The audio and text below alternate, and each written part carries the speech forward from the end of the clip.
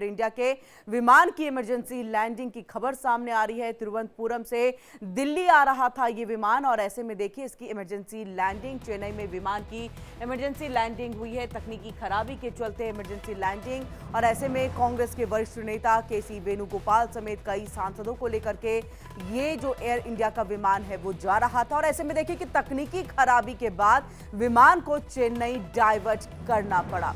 विमान में 100 पैसेंजर सवार थे। बताया ये जा रहा है कि एयर इंडिया के विमान AI-2455 को तकनीकी आशंका यानी कि उसमें तकनीकी कोई खराबी है, ऐसी आशंका की वजह से जो है उसके मार्ग और मौसम की स्थिति को भी देखते हुए जो है एहतियातन चेन्नई की तरफ डाइवर्ट कर दिया गया है, उसे मोड़ दिया गया है।